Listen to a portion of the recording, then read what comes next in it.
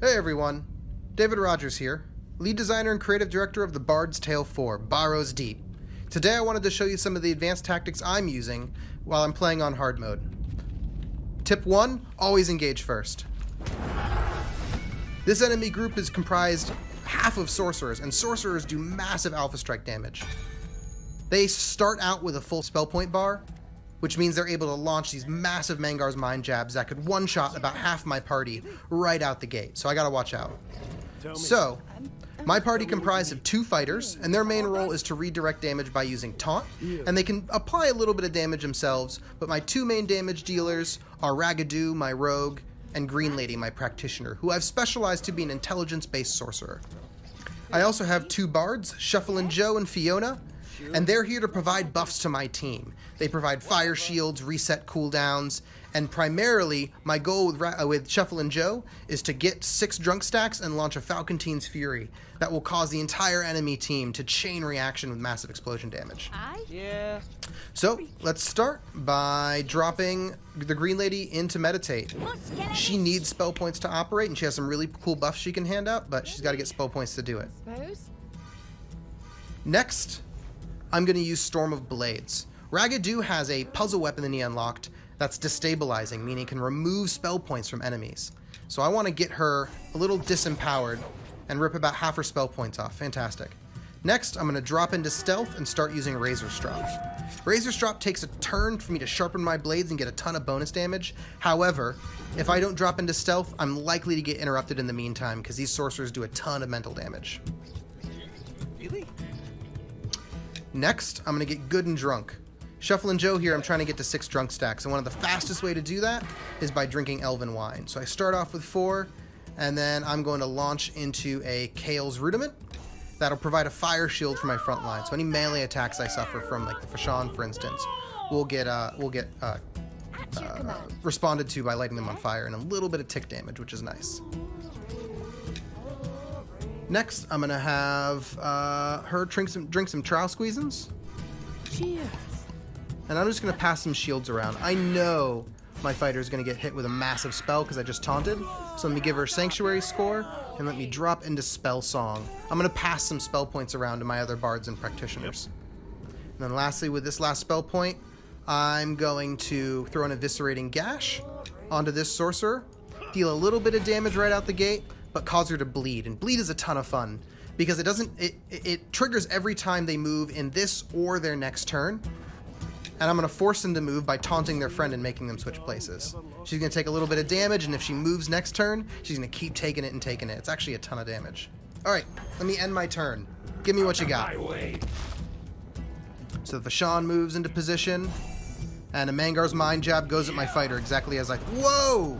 Oh, I forgot to taunt him. She broke her focus. My Green Lady is not going to be casting any spells next turn. Oh, I missed one. Oof. Alright, another Mangar's Mind jab. And he's meditating. And I am pretty worse for wear. Oof. Alright. But I'm still up and kicking.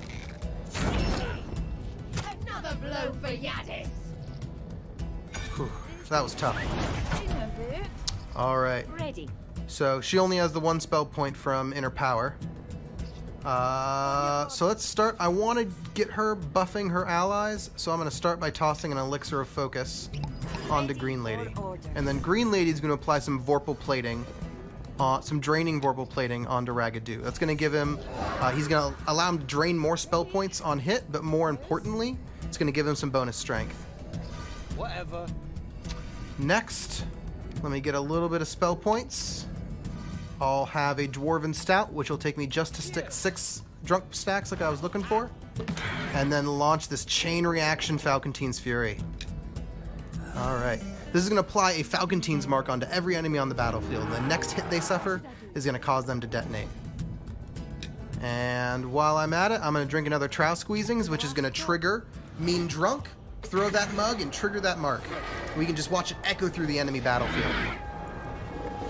Not only is each enemy taking 10 points of damage, but they're taking 5 points every time one of their nearby allies detonates as well. And they're so clumped together that really adds up fast.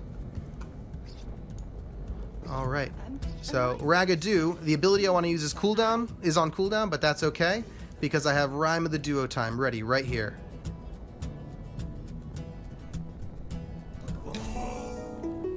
Rhyme of the Duo Time reduces the cooldown of all abilities in my party by 1, which means 2 things. 1, I can take another drink, which is super helpful.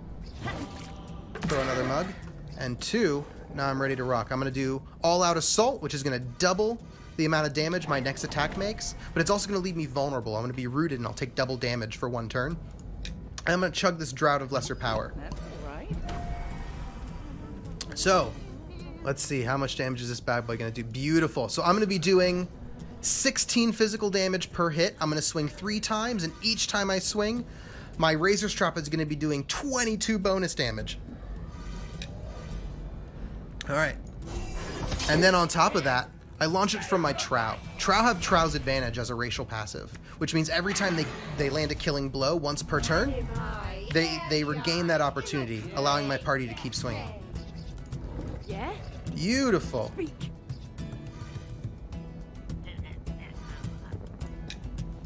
Alright, is anyone strong enough to take him down on their own?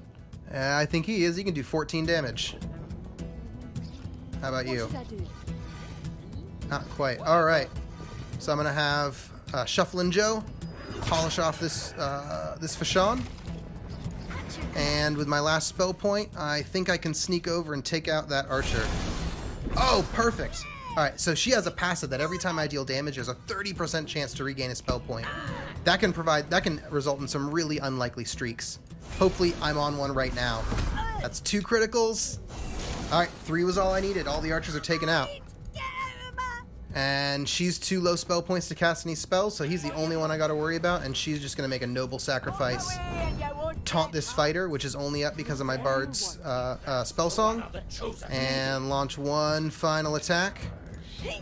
And my turn. Out of my way! Alright, she's gonna drop into a meditate because she has to. Without spell points, those sorcerers do not operate, and I can use that to my advantage. So if I can't kill them, I need to be able to break their focus. So I'm going to start by dropping an elixir of focus onto her, and then launching a Mangar's Mind Jab. Ooh, is that going to be enough? Well, we'll find out. Mangar's Mind Jab, here we go. Hey, perfect. Thanks to my bonus intelligence from the elixir of focus, I was able to break his concentration and stop that channel. Alright. Next, let's see if Raggedoo here. I can't do another Rhyme of the Duo Time, so Raggedoo's out for 1 turn. I'm gonna hide him in shadows so he doesn't get killed. And alright, let's see if we can't kill her off with a bleed combo. I'm gonna use Ready. Tell me what you need. Eviscerating Gash to cause her to bleed. Next, I'm gonna use Foe Dropper to knock her over to one of my bards. Yeah. And this bard just drank, let's see. On your word. Yeah, they both drank some, do either of them have knockback? Really? No, neither of them have knockback. What should I do? They could, though. Here we go. She's gonna drink some Dwarven Stout, which gets her some spell points, but also grants her knockback. Use Storm of Blades to knock him out of position. And nice! And the bleed finishes her off. On your word. Ready. Perfect. And then lastly, Speak. At your command. I'm going to... I'll launch a couple Arcane Barrages. See how long of a combo streak, or a critical streak I can go on. Oof, I got lucky. I think I hit it twice. Orders. Lay some damage, and turn, and this is all but 1. And that's really the core of the Bard's Tale. You're looking for all those little edges you can find. Things like triple striked Storm of Blades and then stacking on hit effects, or being able to find potions that boost your stats and then throwing onto someone who's going to have a passive that combos with it. It's all about being greater than the sum of your parts and making your party stronger than the individuals it's made of.